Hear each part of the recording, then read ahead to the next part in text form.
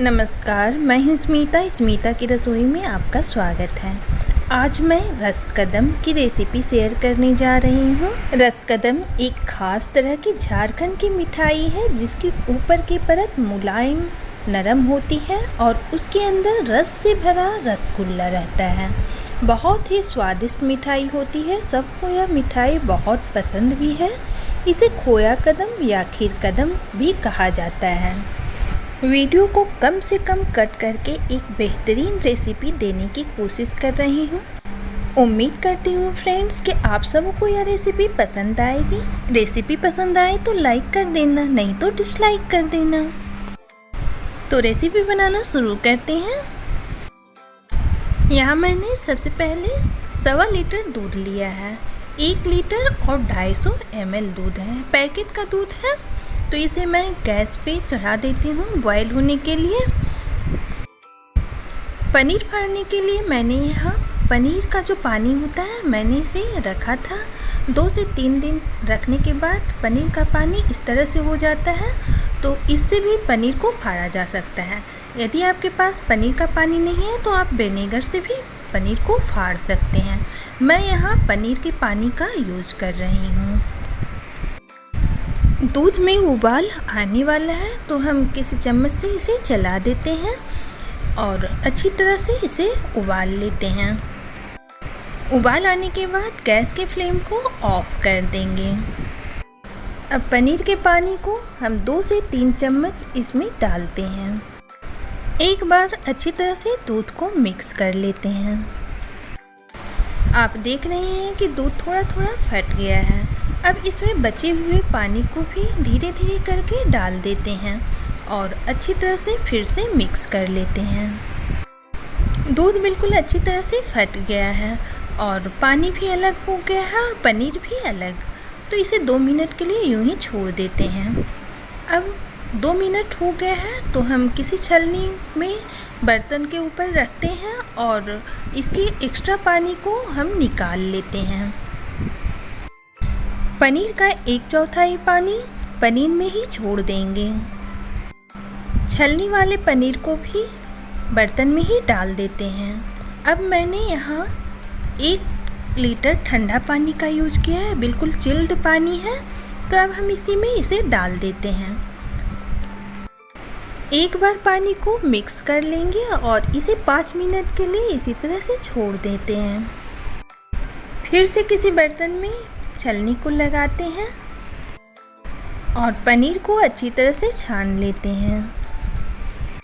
इस प्रोसेस को करने से हमारा जो पनीर है बहुत ही अच्छा सॉफ्ट बनकर तैयार होता है और इसका रसगुल्ला भी बहुत ही अच्छा बनेगा। एक्स्ट्रा पानी को हम चमचे से दबाकर निकाल लेते हैं और इसे इसी में अटकाकर लगभग आधा घंटा के लिए हम इसमें छोड़ देते हैं। पनीर के पानी को आप रोटी, चावल या फिर कोई भी सब्जी में भी डालकर इसका यूज किया जा सकता है। बहुत ही स्वादिष्ट और प्रोटीन से भरा हुआ होता है। लगभग आधा घंटा हो गया है तो पनीर को मैंने एक थाली में निकाल लिया है। अब इस आधे पनीर को हम कट करके रख लेंगे। इसका यूज़ हम ऊपर वाला लेयर बनाने में करेंगे और हाफ पनीर से हम रसगुल्ला बनाकर तैयार करेंगे। रसगुल्ला बनाने के लिए सबसे पहले हमें चाशनी तैयार करना है। तो 2 कप मैंने यहाँ चीनी लिया है और ग्राम से बताएं तो यह 400 ग्राम चीनी है, लेकिन हमें यहाँ 300 ग्राम चीनी का यूज करना है। 1.5 कप चीनी का यूज करेंगे और 1 कप पानी डालेंगे। 100 ग्राम चीनी को हम ऊपर वाला लेयर बनाने में यूज करेंगे। 1 कप पानी भी डाल देते हैं। अब इसे गैस पर रखकर इसे बॉयल होने छोड़ेंगे और बीच बीच में इसे चलाते रहेंगे। हमारी जो चीनी है थोड़ी गंदी दिख रही है तो इसे हम पहले क्लीन करेंगे। क्लीन करने के लिए 1 छोटी चम्मच दूध डालते हैं। गैस के फ्लेम को लो कर देंगे और 2 मिनट के लिए इसे यूं ही छोड़ देते हैं। तब तक से रसगुल्ले के लिए पनीर तैयार कर लेंगे। पनीर को हम मैश करेंगे, बिल्कुल अच्छी तरह से इसे मैश करते हैं। लगभग 5 मिनट तक इसे हम हथेली से रब करते हुए मैश करते हैं। 5 मिनट हो गया है इसे मैश करते हुए। तो अब हम इसमें डालते हैं 1 छोटी चम्मच चीनी, 1 छोटी चम्मच मैदा, 1 pinch food colour, red food colour है, तो इसे हम अच्छी तरह से मिक्स कर लेते हैं। इससे जो हमारा रसगुल्ला का कलर है वह रेड हो जाएगा, देखने और खाने में बहुत ही स्वादिष्ट होगा। इसे अच्छी तरह से मिक्स कर लेते हैं और अच्छी तरह से हथेली से भी हम सारे पनीर को निकाल कर एक जगह समेट कर रख लेते हैं। हमारा जो पनीर है वह अच्छी तरह से एक जगह गोल हो रहा है, इसका मतलब है कि पनीर अच्छी तरह से मैश हो गया है। अब इसकी छोटी छोटी बॉल तैयार कर लेंगे। पहले हम इसे टुकड़ों में डिवाइड कर लेते हैं। अब एक बॉल को हम इस तरह से लेते हैं और गोल करते हैं। बॉल में कोई क्रैक नहीं आ रहा है, इसका मतलब कि रसगुल्ला बिल्कुल अच्छी तरह से बनने के लिए तैयार है। इसी तरीके से हम सारे बॉल को तैयार कर लेते हैं। चीनी को साफ़ कर लेंगे। आप देख सकते हैं कि साइड में बहुत सारा कंदा बैठ गया है, तो इसे हम चम्मच की हेल्प से निकाल लेते हैं। यदि आपकी चीनी साफ़ हो तो आप इस प्रोसेस को नहीं भी कर सकते हैं। अब एक एक करके बॉल को डालते हैं। आप सोच रहे होंगे कि चीनी में इतना कम पानी डाला हुआ है, लेकिन हमें यहाँ गाढ़ा चाशनी का बॉल तैयार करना है, रसगुल्ला तैयार करना है, इसलिए मैंने यहाँ 1.5 कप में 1 कप ही पानी दिया है। सारे रसगुल्ले बॉल को हम इसी तरीके से इसमें हम डाल देते हैं। गैस के फ्लेम को हाई रखेंगे। अब इसे हम 5 मिनट के लिए कवर करके छोड़ देते हैं और याद रखें कि गैस के फ्लेम को हाई में ही रखना है, तभी आपका रसगुल्ला अच्छी तरीके से बनकर तैयार होगा। 5 मिनट हो गए हैं तो हम इसके ढक्कन को हटाते हैं। वाओ, आप देख सकते हैं कि मैंने कितनी छोटी छोटी रसगुल्ला बॉल को डाला था और अभी यह साइज़ में डबल हो गया है। बहुत ही सुंदर और बहुत ही अच्छा कलर बनकर तैयार हुआ है। 5 मिनट के लिए इसे खुले में ही पकाएंगे। बीच बीच में इसे हिलाते रहेंगे ताकि तलहटी से चिपके नहीं। 5 मिनट के बाद हम इसमें अब थोड़ा थोड़ा करके 2 या 3 चम्मच पानी डालते हैं। गैस के फ्लेम को हाई में ही रखेंगे ताकि इसमें बॉयल आते रहें। पानी डालने के बाद फिर से इसे 5 मिनट के लिए इसे कुक करेंगे। अब यह रसगुल्ला 15 मिनट में बनकर बिल्कुल तैयार हो गया है। आप देख सकते हैं कि सारे रसगुल्ले नीचे तलहटी में बैठ रहे हैं। इसका मतलब है कि हमारा रसगुल्ला बिल्कुल परफेक्ट बनकर तैयार हुआ है। बहुत ही अच्छा रसगुल्ला बनकर तैयार हुआ है। गैस के फ्लेम को ऑफ कर देंगे और कोई जाली वाले ढक्कन से इसे कवर कर देंगे।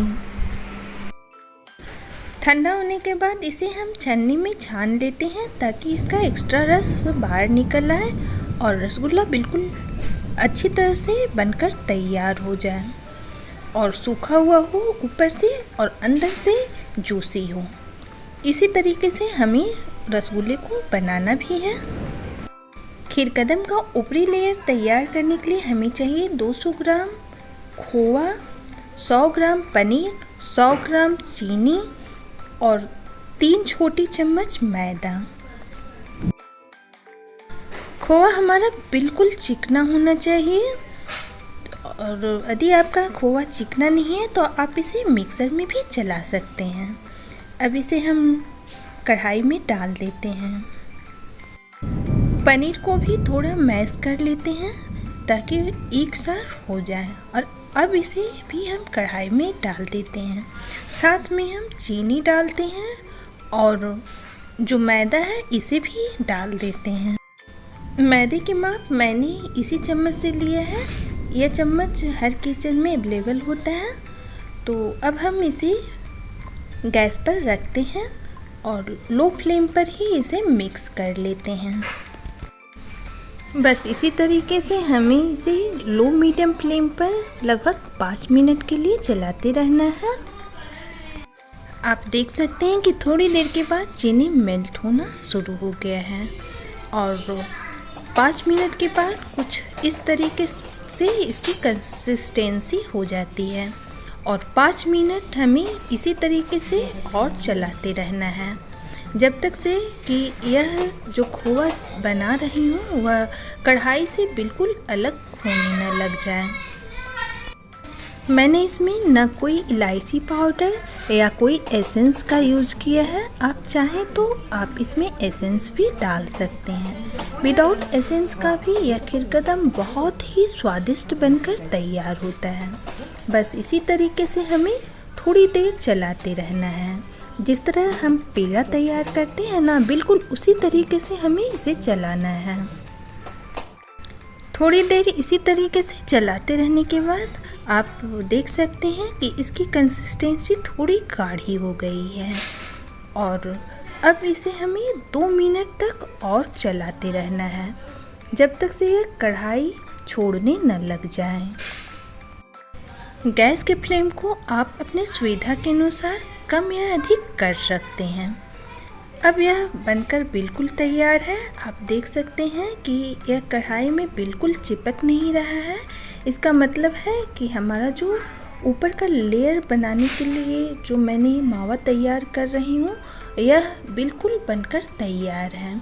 अब गैस के फ्लेम को ऑफ कर देंगे और इसे ठंडा होने के लिए छोड़ देंगे।